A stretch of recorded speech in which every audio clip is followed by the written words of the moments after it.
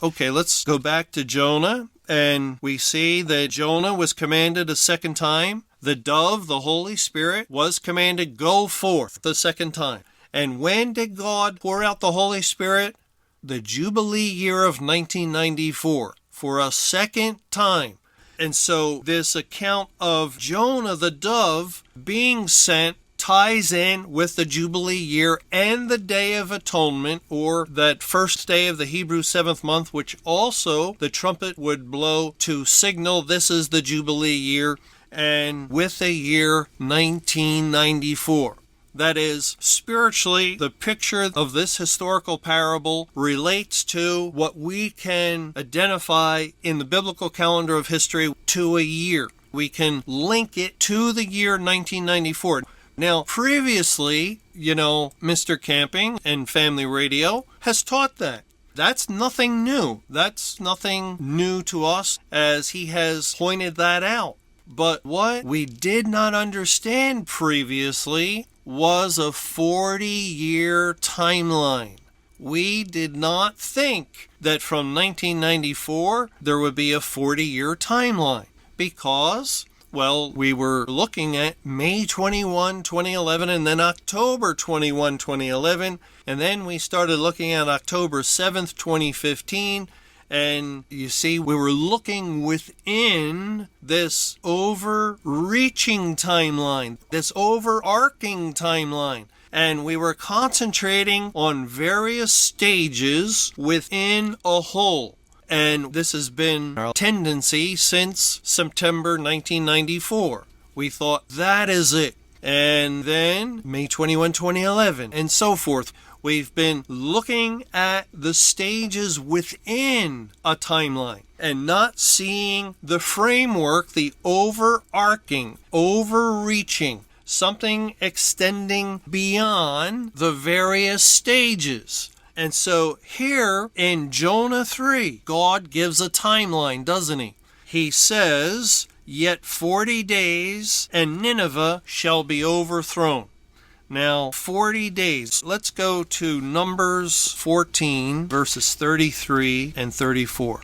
"And your children shall wander in the wilderness 40 years, and bear your whoredoms until your carcasses be wasted in the wilderness. After the number of the days in which ye search the land, even 40 days, each day for a year shall ye bear your iniquities, even 40 years, and ye shall know my breach of promise." Now we see a couple of things that are interesting here. Number one, that God says you search the land 40 days, and then due to murmuring and complaining, God punished them and said, each day for a year you will bear your iniquity. So they will wander in the wilderness, it's a desolate land, for 40 years, a year for each day they search the land. And so the two things we see is that when God says in the book of Jonah, yet 40 days, we have to keep in mind this is the Bible, and it very well could be that God is saying yet 40 years. Yet 40 years, and Nineveh will be overthrown. Yes, we know that historically God did not destroy Nineveh, but that was a picture because God saved the people of Nineveh, and they're a representation of his elect. But Nineveh eventually was destroyed. Nineveh was the capital of Assyria, and God did destroy the Assyrians. And so when Jonah is declaring, and Jonah is saying, yet 40 days, the Holy Spirit is bringing a message that identifies with the year 1994, when the Holy Spirit was poured out the second time. Yet 40 years. Now, if we understand that each day represents a year, then from 1994, which the book of Jonah is spiritually linked to, if we count inclusively, and you start 1994 1, 1995 2, and so on, you come to the year 2033 AD as the 40th year. And also, it's interesting that God here is speaking of the Israelites bearing their iniquity 40 years. Because that's the language, partially the language of the Day of Atonement. In Leviticus chapter 16, when God is outlining the details for the Day of Atonement, there were to be 2 goats chosen. And it says in Leviticus 16, verse 7, he shall take the 2 goats and present them before Jehovah at the door of the tabernacle of the congregation, and Aaron shall cast lots upon the 2 goats. 1 lot for Jehovah, and the other lot for the scapegoat. And Aaron shall bring the goat upon which Jehovah's lot fell, and offer him for a sin offering. But the goat on which the lot fell to be the scapegoat shall be presented alive before Jehovah to make an atonement with him, and to let him go for a scapegoat into the wilderness. Now, where were the Israelites?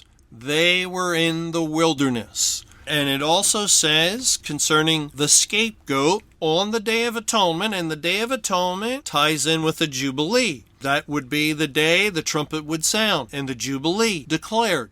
But it also says in Leviticus 16, verse 20, and when he has made an end of reconciling the holy place and the tabernacle of the congregation and the altar, he shall bring the live goat, and Aaron shall lay both his hands upon the head of the live goat, and confess over him all the iniquities of the children of Israel, and all their transgressions and all their sins, putting them upon the head of the goat, and shall send him away by the hand of a fit man into the wilderness. And the goat shall bear upon him all their iniquities unto a land not inhabited, and he shall let go the goat in the wilderness. That is, the goat will have the sins of the children of Israel and bear their iniquities, and then will be let go into the wilderness, into a land not inhabited, a desolate place. Exactly what the punishment of God was upon the nation of Israel after their coming out of Egypt, and they murmured, and God judged them, and their carcasses fell in the wilderness. They bore their iniquity. And so that 40-year timeline for the Israelites wandering in the wilderness very well can picture or relate to the scapegoat who was to be selected and released on the Day of Atonement. And if it happened to be a Jubilee year, it would still be on the Day of Atonement. The scapegoat was released and would bear the iniquity of the children of Israel. And God says that the Israelites bore their iniquity 40 years. Now, it's interesting that in Ezekiel chapter 4, God speaks of Israel and Judah and bearing iniquity. In Ezekiel 4, it says in verse 4, Lie thou also upon thy left side, and lay the iniquity of the house of Israel upon it. According to the number of the days that thou shalt lie upon it, thou shalt bear their iniquity. For I have laid upon thee the years of their iniquity, according to the number of the days, 390 days, so shalt thou bear the iniquity of the house of Israel. And when thou hast accomplished them, lie again on thy right side, and thou shalt bear the iniquity of the house of Judah 40 days. I have appointed thee each day for a year. And there again we see a day for a year, yet 40 days. But more than that, we see the number 39 and 40.